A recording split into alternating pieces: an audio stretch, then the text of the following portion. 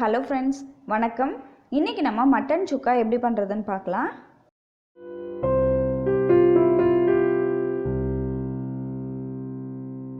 இது பண்ணுறதுக்கு ஒரு குக்கரில் 2 டேபிள் ஸ்பூன் கடலெண்ணெய் சேர்த்துக்கோங்க.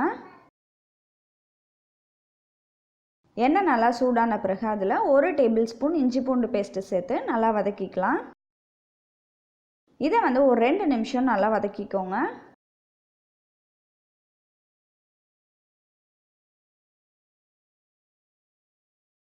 இப்போது இதில் நம்ம 1/2 கிலோ மட்டன் சேர்த்துக்கலாம். நான் மட்டனை உப்பு மஞ்சத்தூளும் சேர்த்து கலந்து கழுவி வச்சுருக்கேன். அதை இது கூட சேர்த்துக்கலாம்.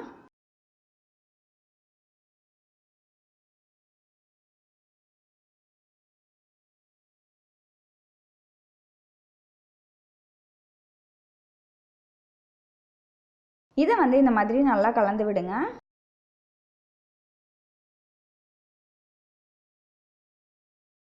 இப்போது இதில் 2 சிட்டிகை அளவுக்கு மஞ்சத்தூளும் 1/4 டீஸ்பூன் உப்பு சேர்த்துக்கோங்க. இப்போது இதை நல்லா கலந்து விட்டுடலாம்.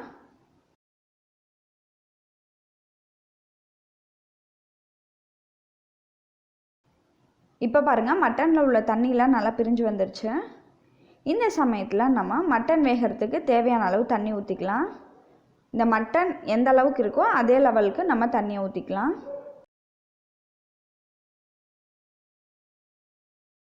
இப்போது குக்கரை மூடி ஒரு 8 விசில் விட்டு எடுத்துக்கோங்க.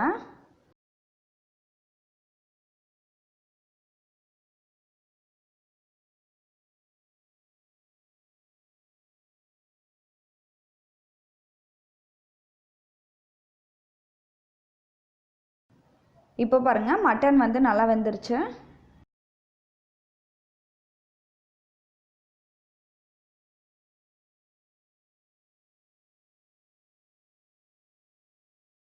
அடுத்ததாக ஒரு ஃப்ரை பேனில் 1/2 டேபிள் ஸ்பூன் கொத்தமல்லி, 1/2 டேபிள் ஸ்பூன் சோம்பு,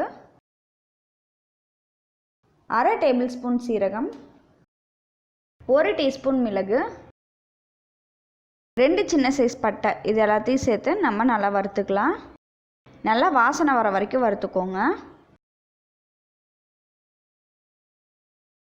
இது கொஞ்சம் நேரம் நல்லா ஆறின பிறகு மிக்ஸி ஜாரில் போட்டு நல்லா பவுடர் பண்ணி எடுத்துக்கலாம். இப்போ பாருங்கள், இந்த மாதிரி பவுடர் பண்ணி எடுத்து வச்சுக்கோங்க. அடுத்ததாக இந்த ஃப்ரை பேனில் 1/2 டேபிள் ஸ்பூன் அளவுக்கு எண்ணெய் ஊற்றிக்கலாம். எண்ணெய் சூடான பிறகு இதுலேயும் 1 டேபிள் ஸ்பூன் அளவுக்கு இஞ்சி பூண்டு பேஸ்ட்டு சேர்த்து நல்லா வதக்கிக்கோங்க.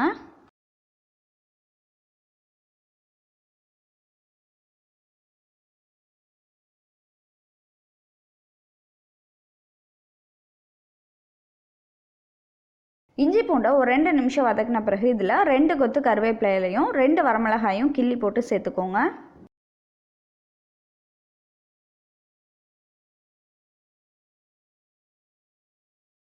அடுத்ததாக ஒரு 20 சின்ன வெங்காயத்தை இந்த மாதிரி நறுக்கி எடுத்து வச்சுருக்கேன். அதை இது கூட சேர்த்துக்கலாம்.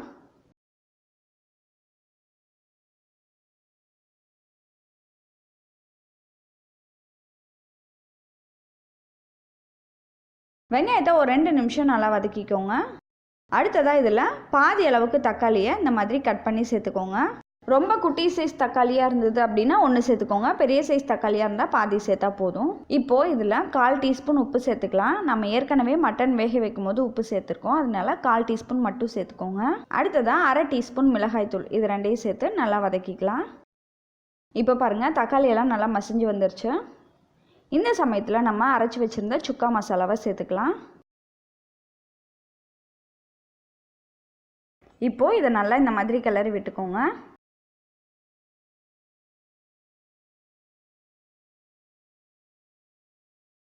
அடுத்ததாக நம்ம வேக வச்சுருந்த மட்டனை இது கூட சேர்த்து நல்லா கலந்து விட்டுடலாம்.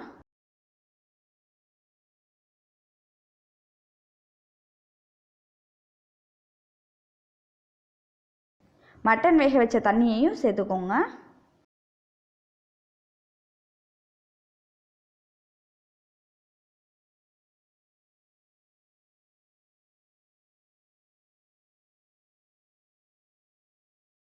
இப்போது இந்த தண்ணி நல்லா சுண்டி வர வரைக்கும் நம்ம வேக வைக்கணும்.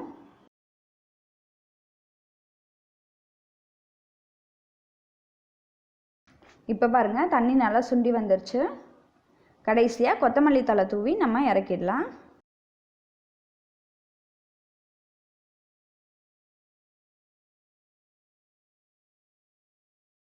இப்போ பாருங்கள் சூப்பரான மட்டன் சுக்கா ரெடி ஆகிடுச்சு. இதை நீங்களும் உங்கள் வீட்டில் ட்ரை பண்ணி பார்த்துட்டு உங்களோட ஃபீட்பேக்கை கமெண்ட்டில் சொல்லுங்கள். நன்றி.